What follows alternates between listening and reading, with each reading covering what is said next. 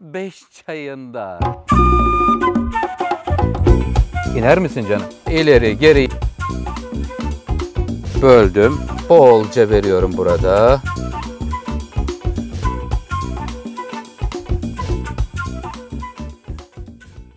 Merhaba sevgili seyircilerim. Oktay Usta'nın Açık Hava Mutfağı'na hoş geldiniz. Sefalar getirdiniz.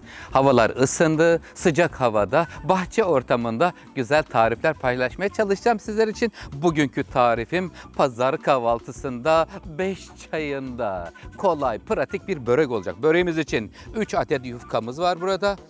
Sevgili seyircilerim, 1,5 su bardağı süt, 2 tane yumurta, 100 gram tereyağı, yarım çay bardağından biraz fazla çiçek yağı ya da zeytinyağı olacak. İç harcında ise beyaz peynir ve kaşar peynirinin ikilisi olacak. İkili peynirle hazırlanmış, iki tarafı da nar gibi kızarmış güzel bir börek olacak. Önce tereyağını hemen tavanın içerisine alıp eritiyorum. 100 gram tereyağını eritiyorum. İner misin canım?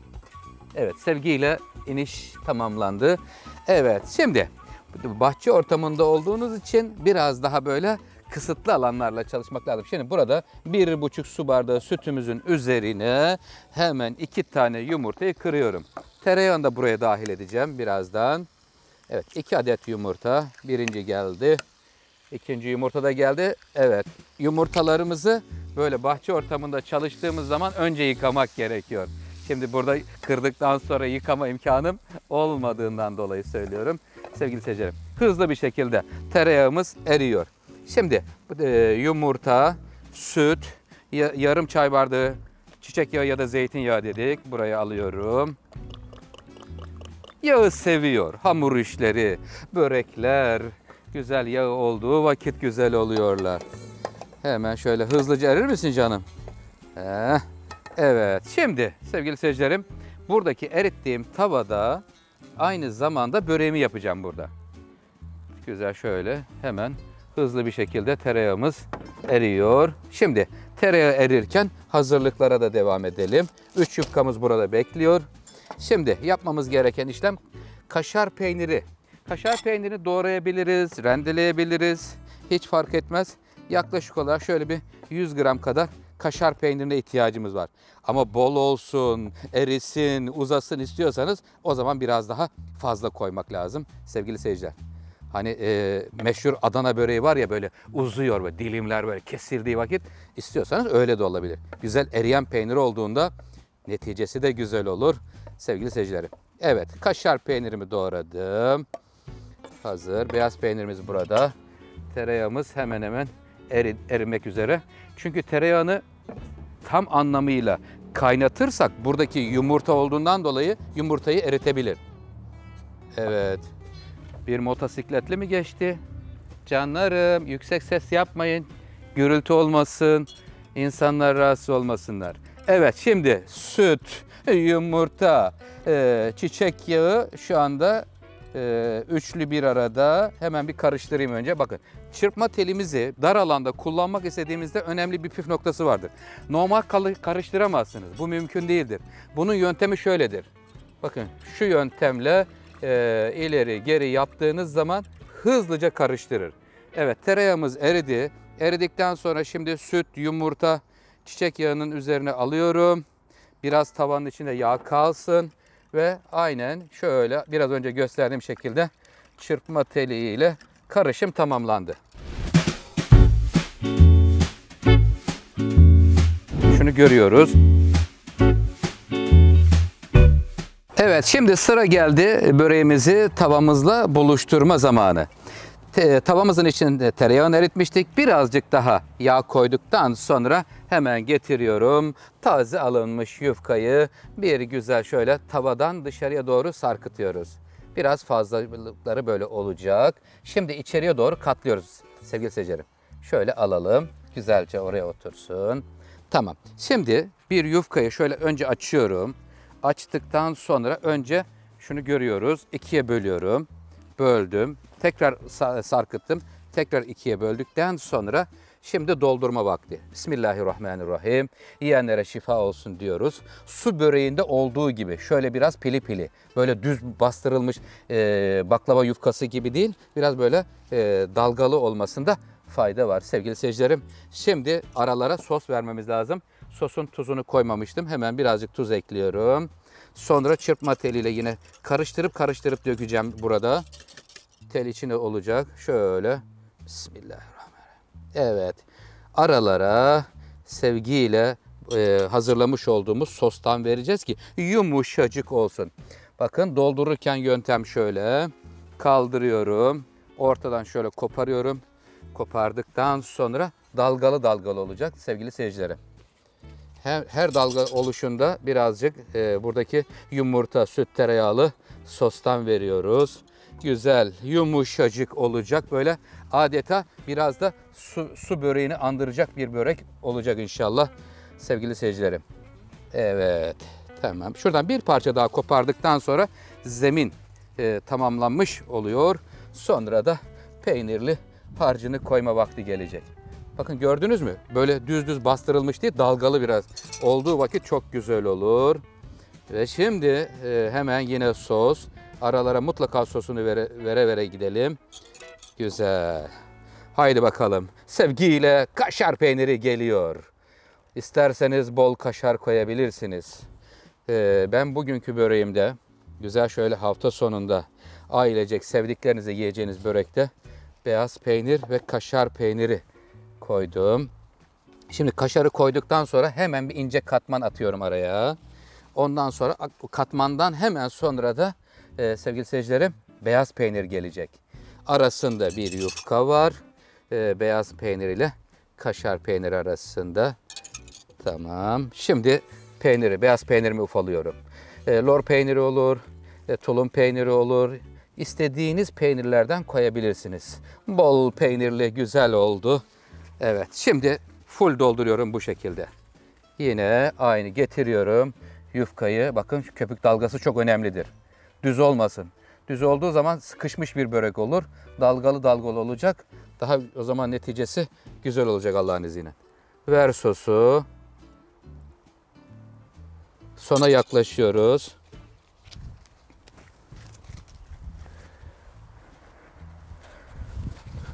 Kapatmadan önceki son bölümdeyiz. Oktay Usta açık alanda, bahçe ortamında size güzel hafta sonu için bir börek hazırlıyor. Evet, sosumuzdan bolca veriyorum burada. Az bir şey sadece kat aralarına sürmek için ayırdım. Şimdi tezgahımı bir temizliyorum. Son kapatma bölümüne geçiyoruz.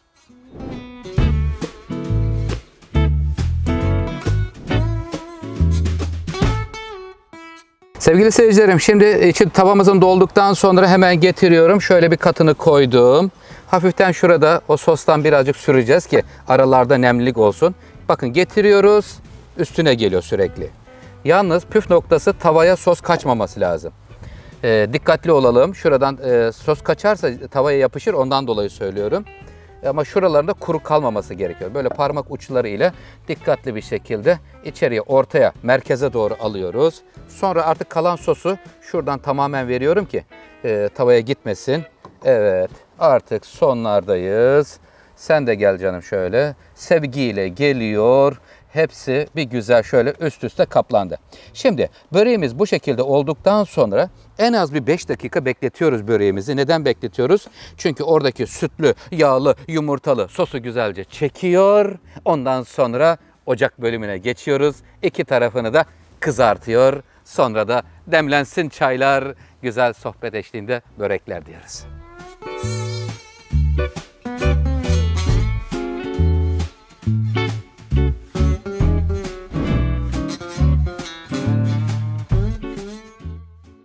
Sevgili seyircilerim, şu anda sosumuz yufka ile buluştu. Güzel sosunu çekti. Şimdi tavamızı ocağımızın üzerine alıyoruz. Hemen ateşini yakıyorum. Bismillahirrahmanirrahim. Püf noktalarını hemen vereceğim. Normalde sizler bunu ev ocağında pişireceksiniz. Üzerine bir tane kapak kapatın tavanın üzerine.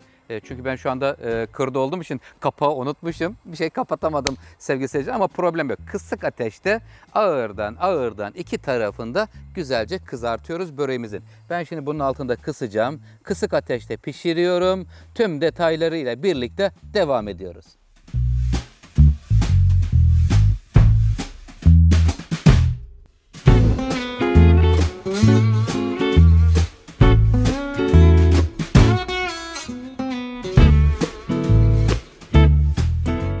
Sevgili seyircilerim, komşudan tavamıza kapak geldi. Teşekkür ediyorum. Allah razı olsun. Kırda bahçede olunca unutuvermişim kapağı. Ama komşu hakkı ne kadar önemli. Görüyorsunuz. Kapak gelince kapattım. Yalnız benim ocak çok büyük. Kıstım ama herhalde biraz altından yandı gibi. Biraz yanık kokuları geliyor. Kısmet artık, ne diyelim. Bismillahirrahmanirrahim. Nasibimizde varsa biraz yanık. Anam babam. Biraz yanığın ötesine geçmiş sevgili seyirciler. Fazla kızardı. Özür diliyorum. Ve lakin yapacak bir şey yok. Çünkü benim ocağım, şu andaki ocak ev ocaklarına göre oldukça büyük bir ocak. Kısıyorum, sönüyor. Yakıyorum, yakıyor. Ne yapalım? Mutfakta çareler bitmez. Kısmetimizde ne varsa o olur. Şimdi burada da hemen kapağını kapatıyorum. Yanık yerlerini biraz alırız. Sorun değil. Biraz fazladan çıtır çıtır olmuş oldu. İki tarafını da kızartıyorum. Bakın çıtır çıtır olacaklar. Bir de yanında çay olsaydı ne güzel olurdu. Tüh, kapağı da unutmuşum. Çayı da unutmuşum. Ne yapalım? Sağlık olsun.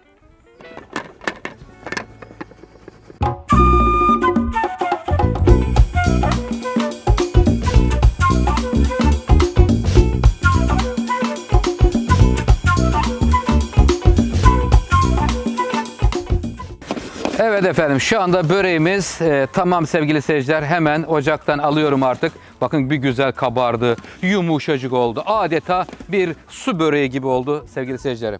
Hemen bir tane şöyle tabağını kapatayım, ters çevireyim ve sevgiyle ayrılsın artık. Allah bereket versin. Çok aşırı kızartmayalım. Diğer tarafı yandı, şimdi korkuyorum bu tarafı içinde. Evet, şimdi böreğimiz güzel tabadan ayrıldı. Hemen çayımızı dolduralım. Sevgiyle çayımız doluyor. Sevgili seyircilerim, Rabbim herkesin evine bolluk bereket versin inşallah. Ve şimdi böreğimizi kesme anı. Hazır mıyız? Bakalım uzayacak mı? Kaşarları şöyle sünecek mi? Bilemiyorum. Sabırla, sevgiyle böreğimizi kesme anı. Ay maşallah. Çıtır çıtır olmuş sevgili seyirciler. Tamam. Hemen şuradan da bölelim. Açık alanda, piknik havasında güzel bir kahvaltı sofraları için, pazar kahvaltısı için börek tarifimiz oldu sevgili seyircilerim. Şimdi normalde börek tavadan ayrıldıktan sonra bir 5 dakika bekletmek lazım ki hani böyle o içindeki buharıyla biraz daha yumuşasın. Ama problem yok. Olduğu kadarıyla biz şimdi sizlerle hemen paylaşacağım sevgili seyircilerim kıvamını. Bakın şu yumuşaklığı görüyor musunuz? Adeta su böreği gibi yumuşacık. Şöyle hatta kapağını da kaldırayım. Doku testi de olsun. Şu anda beyaz peyniri görüyoruz. Bir tane daha dilimi kaldıracağım. Onda da kaşar peynirini göreceğiz. Onu ters çevireyim. Şu yanıksı olan bölümü de görmüş olalım hem de. Evet, şurayı da ayırayım sevgili seyirciler. Oo, kaşar peynir neredesin canım? Şurada erimiş sevgili seyirciler. Bak uzuyor, görüyor musun? Bak bak şurada. Allah'ım, bu nasıl bir güzellik böyle. Güzel. Efendim bu tarafı çok kızarmış olan bölüm. Bu tarafı normal kızarmış olan bölüm. Sevgili seyircilerim, Oktay Usta sizler için açık havada güzel bir börek tarifi paylaştı. Umarım faydalı olmuşumdur. Kanalıma abone olup bana destek olursanız çok sevinirim. Kendinize iyi bakın. Hoşça kalın. Sağlıklı kalın. Allah'a emanet olun.